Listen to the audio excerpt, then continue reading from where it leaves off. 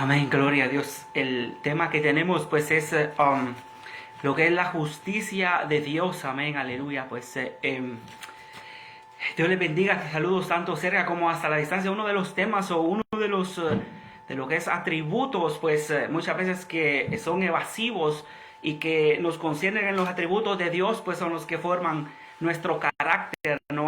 Para representar a lo que es el carácter de Dios, ¿no? Y esos son los que forman hacia nuestra vida diaria. Para eso vamos a ir a la palabra del Señor y vamos a estar pues citando el Salmos 33, versículo 4. Y la palabra del Señor la leemos orando al Padre, Hijo y Espíritu Santo, porque recta es la palabra de Jehová y toda su obra es hecha con fidelidad. Aleluya. Cuando vemos pues los atributos, amén, de lo que es Dios, pues vemos que hay muchos atributos, pero estaremos pues describiendo lo que es la rectitud, lo que es la justicia, o sea, de Dios, ¿no? Porque vemos los tiempos, la sociedad, los cambios muchas veces políticos que hay dentro de la sociedad, quizás culturales, ¿no? Y mucho de eso tiene que ver también con lo que es el carácter, que es la justicia en sí, lo que encierra. Muchas veces tenemos una idea de la justicia terrenal, pero la justicia terrenal muchas veces pues no es correcta, muchas veces pues tiende la balanza hacia muchas veces conveniencia, ¿no? Pero cuando vemos lo que es la justicia de Dios, es uno de los atributos más notables de Dios en lo que son las escrituras, ¿no? Es también uno de los más evasivos a veces, ¿no? Porque en la palabra de Dios pues hay equidad, o sea, igualdad, lo que hay pues es balanza correcta, ¿no? Pesa perfecta del cielo, ¿no? Y muchas veces es evasivo porque muchas veces no le conviene hacia la sociedad. Además, la rectitud de Dios es virtualmente un sinónimo pues de lo que es su justicia, aun cuando la palabra más común para justo en el Antiguo Testamento significa recto y en el Nuevo Testamento igual. Es un sentido ético, ambos significa recto, y al decir que Dios es justo, también estamos diciendo que Él siempre hace lo que está correcto, ¿no? O sea, lo que él es fiel a lo que prácticamente promete y lo cumple. Él hace siempre lo que es correcto, aunque muchas veces no lo entendamos con el tiempo. Muchas veces lo vamos comprendiendo, entendiendo cuando vamos caminando en el caminar de Dios. Lo que debe hacerse y es en forma consistente, sin parcialidad ni prejuicios. O sea, Dios muchas veces hace las cosas, ¿no? Y no le pregunta a nadie porque Él es soberano, ¿no? Amén. La palabra justo y la palabra recto son idénticos tanto en el Antiguo como en el Nuevo Testamento. Y esencialmente significan lo mismo y está relacionado con las acciones de Dios. Su significado siempre es recto y justo. Entonces, en Dios hay rectitud y en Dios hay justicia, aunque a veces los traductores le dan preferencia a la palabra justo y otras a la palabra recto sin razón aparente, pero esencialmente significa lo mismo, recto como justo. Vemos que Abraham y la rectitud de Dios en el libro de Génesis, el capítulo 18, versículo 16 al 33, vemos una historia en la que Abraham pues comienza a interceder porque prácticamente pues Sodoma y Gomorra pues se había prácticamente pues desviado hacia lo que es la libertad, todo lo que es de lo que desagrada a Dios, ¿no? Vemos que, mire, dice que Sodoma y Gomorra pues había homosexualidad, ahí había todo lo que es desorden, lo que no pensaban en Dios.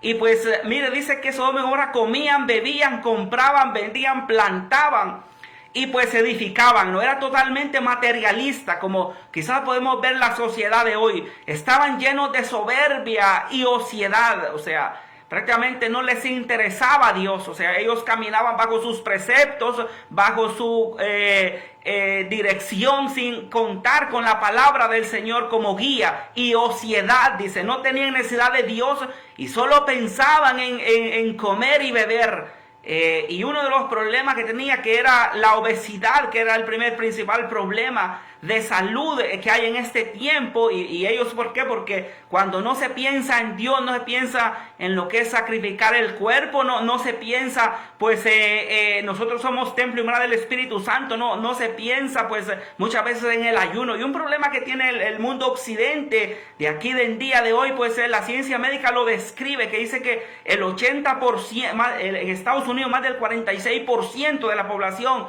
pues es obeso, ¿no? Y el problema de la obesidad que trae mucha enfermedad. ¿Por qué? Porque la persona muchas veces no hace, y eso trae mucha enfermedad desde la niñez, en el cual pues acarrea mucha enfermedad. Y comer no es malo, pero comer en exceso, eso daña el cuerpo, ¿no? Y la ciencia médica dice que el 80% de las enfermedades y de muerte son a causa de autodestrucción. Y el pueblo de Sodoma y Gomorra pues estaban también, dice, obsesionados con el sexo deliberadamente, que solo pensaban en pecar. Y Dios iba a traer un juicio, y vemos que iba a destruir lo que es Sodoma y Gomorra. Pero ahí había ciertas personas justas que tenían temor de Dios, y Abraham comienza lo que es a interceder con Dios. O sea, Dios es justo siempre, antes de actuar o hacer siempre las cosas, pues siempre le da la salida hacia el hombre, ¿no? Y vemos que Abraham comienza a interceder con Dios a favor de los rectos, empezando, le dice, con 50, que si hay 50 justos, pues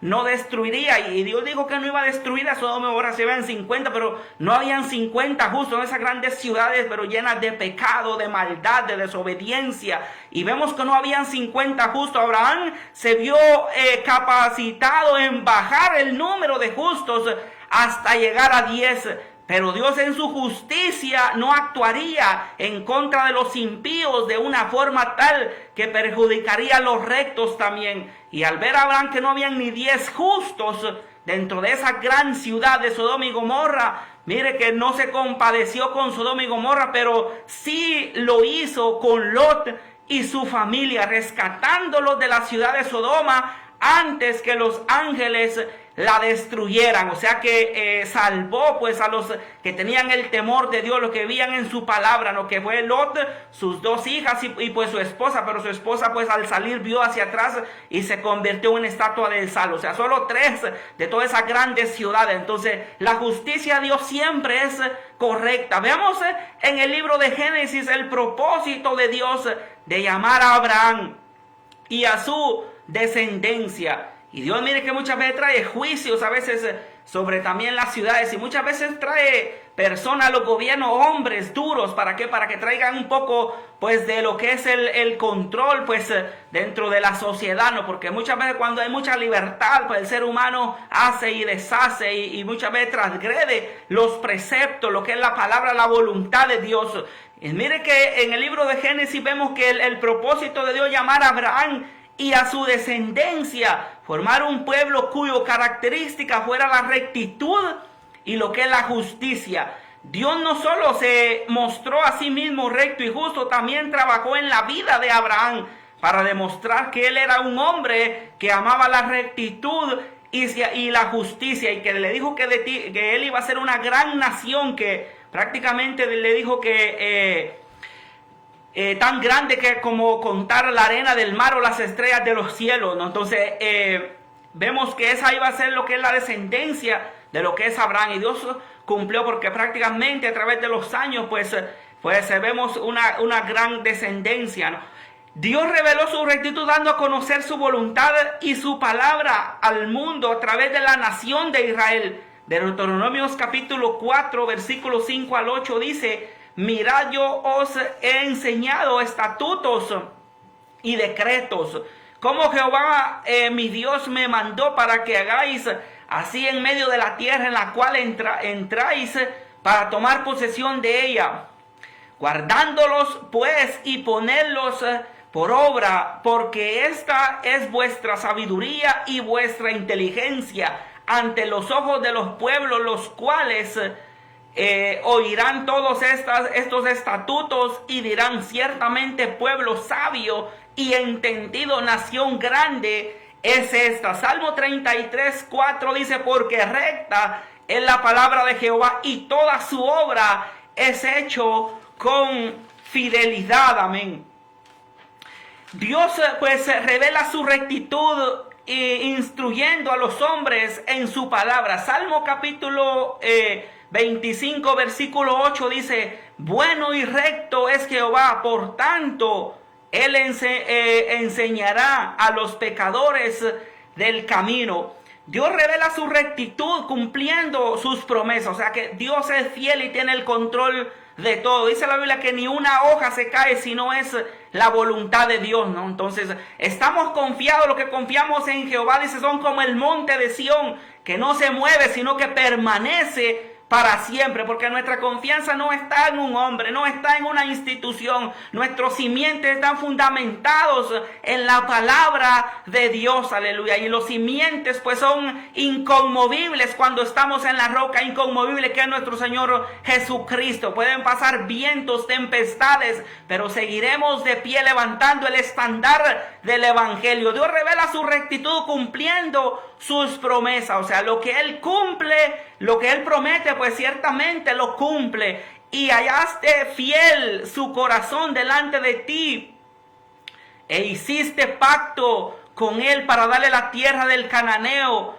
del heveo, del amorreo, del fereceo, del jebuseo y del jerjeseo, para darla a su descendencia, y cumpliste tu palabra porque eres justo. O sea, vemos una declaración que Él le prometió esa tierra al pueblo de Israel, y el pueblo de Israel la conquistó. Prácticamente Dios se la entregó y ellos la conquistaron. ¿Por qué? Porque Dios es justo. En Dios no hay mentira, en Dios no hay engaño, en Dios hay verdad y justicia, equidad, balanza. Y vemos Nehemías capítulo 9, versículo 8. Dios revela su rectitud en la protección entregada a los pobres y a los afligidos. Aleluya. Salmo 140, versículo 12 dice: yo sé que Jehová tomará a su cargo la causa del afligido y el derecho de los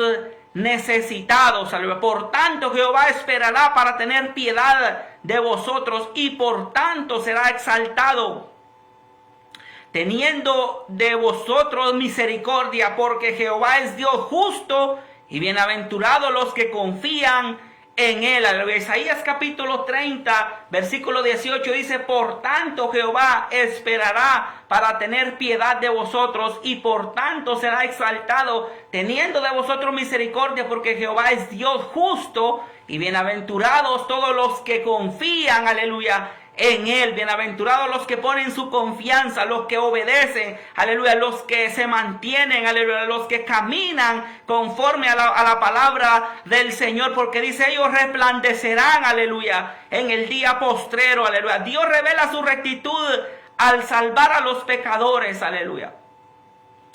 Y vemos que Isaías capítulo 53, versículo 11 dice: verá el fruto de la aflicción de su alma y quedará satisfecho. Por su conocimiento justificará mi siervo justo a muchos y llevará la iniquidad de ellos. Vemos al profeta Isaías dando una declaración de lo que es el sufrimiento pues del Salvador, de nuestro Señor Jesucristo, de Jesús aquí en la tierra. Pero dice que verá el fruto de lo y de quedará satisfecha su alma, aleluya, por la salvación, aleluya, que Él nos ha dado, aleluya, que Él ha comprado con sangre en la cruz del Calvario. Mi siervo justo, dice, a muchos llevará la iniquidad de ellos, aleluya. O sea que prácticamente en Cristo nosotros tenemos salvación, aleluya, y vida eterna. La justicia de Dios en el Nuevo Testamento. Si la rectitud y la justicia son el corazón de la ley del Antiguo Testamento,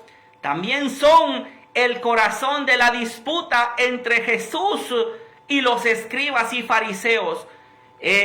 ¿Por qué? Porque Dios le dio al pueblo de Israel para que fueran y pues evangelizaran al mundo, que fueran prácticamente ellos el ejemplo, ¿no? Que fueran prácticamente pues ellos el modelo en el cual reflejaran el amor, el carácter de Dios, ¿sí? Pero en ellos se desviaron, ¿sí? Por otras situaciones materialistas, se desviaron por la religiosidad, se desviaron en que solo ellos eran y no cumplieron el mandato, lo que Dios les había dicho. Entonces vemos que Jesús tiene esa disputa con los escribas y fariseos en el principio mismo de su ministerio terrenal. Jesús comenzó a confrontar su interpretación de las enseñanzas del Antiguo Testamento. ¿Por qué? Porque ellos le daban mala interpretación, aleluya, y en el cual pues se desviaron pues a ellos mismos pues quedarse estancados, aleluya, en el mismo lugar, aleluya, siempre y simplemente, y sobre la rectitud con la que impartían los escribas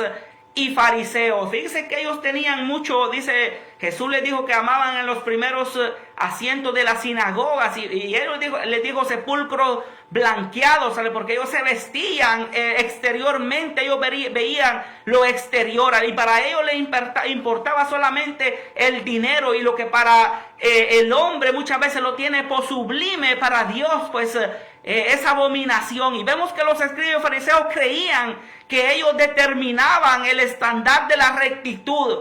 O sea, creían que ellos entre todos los hombres eran justos. Pero Jesús los impactó en gran manera cuando dijo, Mateo capítulo 5 versículo 20, porque os digo que si vuestra justicia no fuera mayor que la de los escribas y fariseos, no entraréis en el reino de los cielos. Aleluya. Prácticamente él vio, aleluya, en ellos que estaban mal, que ellos pues, que prácticamente ellos determinaban quién entraba y quién no. Entonces ellos se habían desviado hacia lo exterior, hacia lo superficial, hacia lo que aparenta por fuera el ser humano. Mire, Jesús enseñó que la justicia verdadera no es la que el hombre considera como tal en relación con su apariencia externa. Y el problema del siglo XXI o de las denominaciones o quizás del evangelio de este tiempo pues tiene que ver con lo exterior. O sea, muchas personas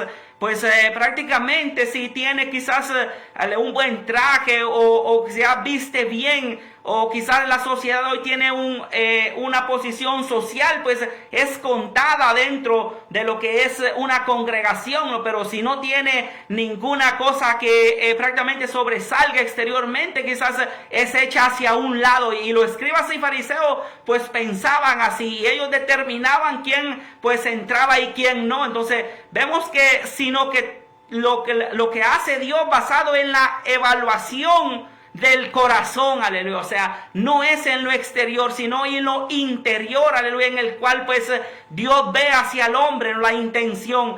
Él les dijo a los escribas y fariseos que serían bendecidos la entrada al reino aquellos que los escribas y fariseos creían que eran indignos, porque para este tiempo muchas personas si tiene recursos humanos, si tiene quizás posición social materialista, economía alta, o que ya si tiene pues una casa, si tiene bienes, pues es sinónimo de que Dios está con ellos. Y los fariseos y los saduceos y los escribas lo creían así también. Pero vemos que Dios, prácticamente Jesús les dice hacia ellos de que si para entrar al reino de los cielos, o sea, eso va más allá de lo que no lo determina el hombre, sino que lo determina Dios, ¿no? Que los escribas y fariseos creían que eran indignos.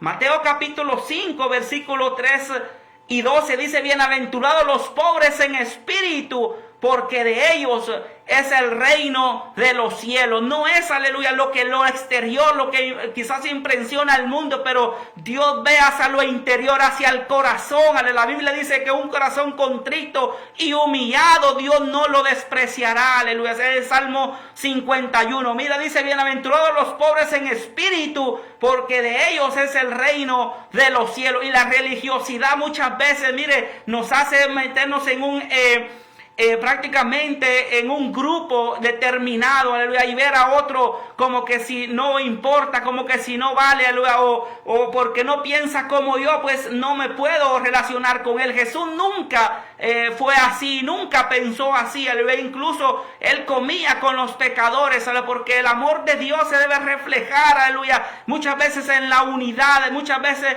aleluya, en lo que quizás, aleluya, muchas veces no agrada, pero es el amor de Dios el que nos hace caminar caminar, aleluya, en un mismo sentir y en un mismo propósito, en el cual pues, aleluya, es de expandir el evangelio, ¿no? Amén, a través de la unidad. Mateo 5, 3, 12 dice: bienaventurados los pobres en espíritu, porque de ellos es el reino de los cielos. Gozaos y alegraos, porque vuestro galardón es grande en los cielos, porque así persiguieron a los profetas que fueron antes de vosotros. La justicia de Dios en el Nuevo Testamento, pues vemos, aleluya. Y primera de Juan capítulo 2 versículo 1 dice el apóstol Juan: hijitos míos, estas cosas os escribo para que no pequéis, y si alguno hubiera pecado, abogado tenemos para con el Padre, a Jesucristo el justo. Los fariseos no lo veían así, no lo creían así. Ellos pues le cerraban la puerta a las personas cuando cometían un error, pues lo desechaban, o sea, lo abandonaban. Pero en sí vemos que, o sea, en Dios pues es Dios de oportunidades, ¿no? Y la justicia de Dios,